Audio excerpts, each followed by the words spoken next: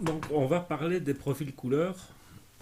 Et donc, ici, ce qu'on voit dans cette image, c'est tout simplement tout le spectre visible par l'œil humain. C'était édité en 1931. Et en fait, c'est ce qu'on appelle les couleurs lab. Luminance A et B. Si on regarde dans Photoshop et qu'on regarde les modes, il est possible de travailler en couleur lab. Donc là, on travaille avec tout le spectre visible. Donc on n'a plus de limitation. Donc notre espace de couleur devient l'espace lab. Le problème du lab, c'est que c'est un profil qui est réellement très vaste et que la majorité des appareils, surtout avant, n'arrivaient qu'à afficher, pour les très bons écrans, la totalité du sRGB, c'est-à-dire cette partie-ci. En clair, je dirais les couleurs les moins saturées. Dès qu'on passe dans des couleurs très saturées, le sRGB, je vais dire, est à la ramasse. Il est donc très intéressant encore aujourd'hui de travailler quand même avec le système lab lorsqu'on veut modifier très largement la saturation d'une image. C'est en mode lab qu'on y arrive le mieux. Donc le sRGB, vous permet d'afficher cette partie-ci du spectre visible. Tout ce que vous voyez autour n'est pas visible. Le sRGB a été conçu pour des écrans. Un écran, c'est quoi? C'est ce qu'on appelle la synthèse additive, donc c'est-à-dire qu'on prend la couleur rouge, la verte et la bleue, et grâce à ces trois couleurs, on arrive à reproduire toutes les couleurs du spectre du sRGB. Il est clair que comme c'est un mélange de couleurs, que je vais dire que les couleurs secondaires, le magenta, le jaune et le cyan, sont plus difficiles à obtenir, vu que ce ne sont pas des couleurs primaires, qu'on n'a pas toute l'intensité qu'on veut faire. Par contre, quand on imprime, on est dans le système qu'on appelle couleurs soustractives. C'est-à-dire qu'on a des cartouches de jaune, de cyan, de magenta et de noir.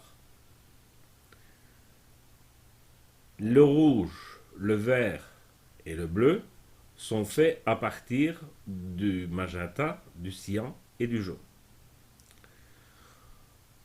Donc, pour une imprimante, c'est très clair qu'il est plus facile d'obtenir du magenta que du rouge, que du vert ou que du bleu. Lorsqu'on travaille sur des impressions, on ne parle plus de RVB ou sRGB, donc soit le nom anglais, soit le nom français, mais bien de CMY, ou en français, cyan, magenta, jaune, noir. Comme on peut voir, le CMYK vous permet d'afficher ceci. Donc, plus de mal dans certaines couleurs. On coupe le sRGB ou on ne sait pas le faire. Cette partie-ci non plus. Par contre, on a une partie ici qui est en plus. Donc, si on commence avec une image sRGB,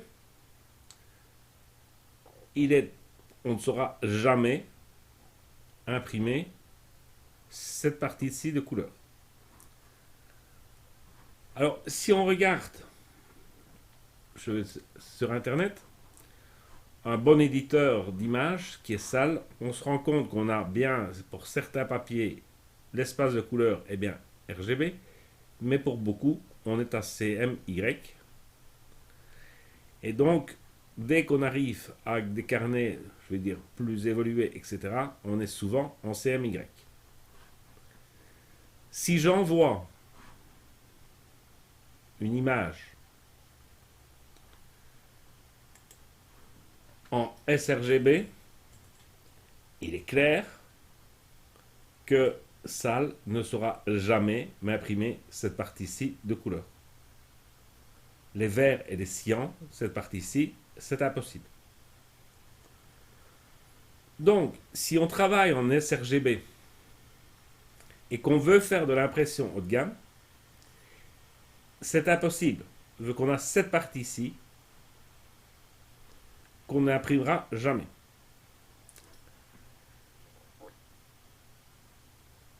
L'autre espace le plus connu est l'Adobe RGB.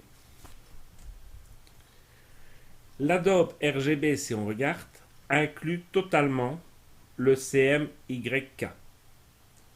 Donc, c'est tout à fait vrai de dire que la majorité des imprimantes ne savent pas imprimer de l'Adobe, mais la majorité des imprimantes sait imprimer du CMYK.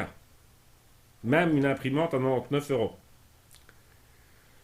Donc, ce qui veut dire que si on veut faire de l'impression, et une impression haut de gamme, soit parce qu'on a une imprimante chez soi, soit parce qu'on passe chez un éditeur haut de gamme, il faut travailler en Adobe RGB 1998, qui sera coupé évidemment à l'impression, vu que cette partie-ci, l'imprimante souvent n'y arrivera pas, cette partie-ci non plus, et cette partie-ci non plus. Je suis d'accord. Mais en tout cas, elle imprimera plus que le sRGB, en tout cas dans les verts et en tout cas dans les bleus. Donc, si on veut faire de l'impression haut de gamme, on a réellement intérêt de travailler en Adobe. Pourquoi? Parce que ça va être converti en CMYK, qui est un espace qui est quand même plus grand que les sRGB. Si je reprends, je vais reprendre ceci. Si on regarde donc cette ligne-ci, d'accord, on se rend compte que par rapport au sRGB qui est en jaune, cette ligne est beaucoup plus longue. Pourtant, on n'a que 256 valeurs.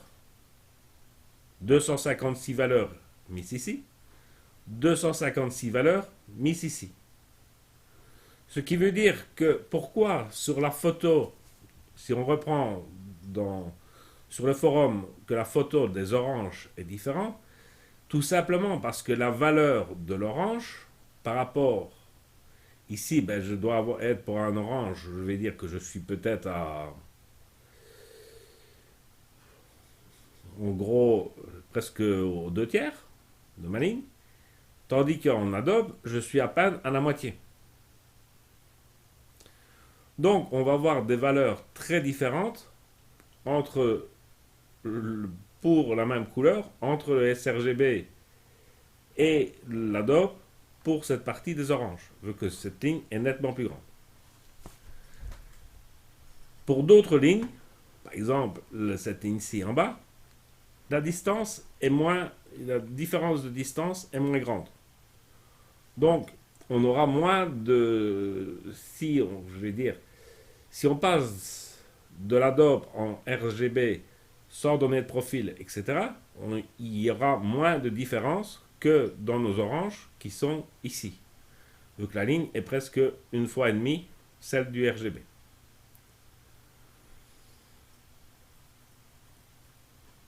Au-dessus de tout ça, il nous reste le Profoto. Le Profoto englobe, je vais dire, pratiquement tout le spectre visible de l'œil humain. Pas encore tout à fait, vu qu'on a cette partie-ci et cette partie-là, mais c'est le plus grand. Donc, on a tout intérêt de partir sur du Profoto quand on part du RAW, ou en tout cas de l'Adobe, Ne pas se limiter au sRGB qui est juste ici. De prendre l'espace le plus grand, quitte à la fin à le réduire. Donc, soyons clairs, quand on travaille sous Lightroom ou avec un programme qui gère les RAW, il faut prendre l'espace colorimétrique le plus grand et ensuite le réduire. Et si, je le répète encore, et je crois que cette fois-ci ça doit être clair pour tout le monde, si on imprime, les impressions c'est du CMYK, ne pas faire du sRGB veut qu'on a tronqué cette partie-ci. Toute cette partie-ci ne sera jamais imprimable dans les bleus, dans les verts, dans les cyan.